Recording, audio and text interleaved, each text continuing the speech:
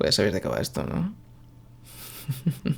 Lo primero que quiero decir es que tanto en foto como en vídeo la cantidad de conocimientos que hay que asimilar al principio es ingente. Se puede hacer muy pesado e incluso puede haber gente que se sature con toda la información necesaria para comenzar a hacerlo bien y lo deje antes de ni siquiera entender los conceptos básicos. Y en este punto es donde herramientas simplificadas como el triángulo básico de exposición tienen su cabida. Está bien para empezar, para aprender a controlar lo clara u oscura que va a salir tu imagen, y si te pones un poquito sibarita, pues también para entender la relación entre apertura y profundidad de campo, velocidad de obturación y desenfoque de movimiento, e ISO y ruido. Pero el problema es que no solo se queda corto, sino que además, de base, es erróneo. Vamos a empezar por lo básico. ¿Qué es la exposición?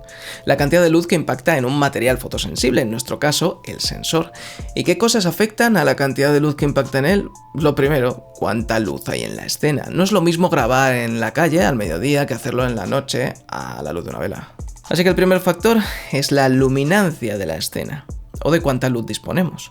Pero no toda esa luz va a impactar en el sensor. El siguiente factor, según se mire, serían los filtros ND, que reducen la cantidad de luz que pasa al sensor, o los speed boosters, los metemos en la misma categoría, que aumentan la cantidad de luz concentrándola como una lupa siempre que el objetivo que usemos esté hecho para sensores más grandes que el sensor que estemos utilizando. Pero de esto hablaremos otro día. Por lo tanto, segundo factor, NDs y speed boosters, dispositivos accesorios, es decir, no imprescindibles para tomar la imagen, que varían la cantidad de luz dirigida hacia el sensor. Tercer factor, apertura.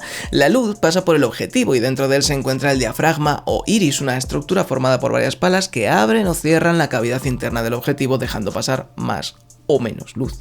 Y cuarto factor, velocidad de obturación. El obturador es la puerta de la cámara del sensor. Cuanto más tiempo permanezca abierta, más luz impactará en el sensor y viceversa. En resumen, 4 factores: luminancia de la escena, NDs y speed boosters, apertura y velocidad de obturación, que afectan a la exposición. No 3, y además no vemos al ISO por ningún lado porque la realidad es que el ISO no afecta de ninguna manera a la exposición. Y lo vamos a explicar con el experimento de la bebida isotónica. Imaginad que este vaso es algún tipo de material fotosensible. Tiene una capacidad concreta, tomaremos esto como su sensibilidad, por ejemplo, ISO 400. Para exponer correctamente tenemos que llenarlo con líquido, es decir, luz.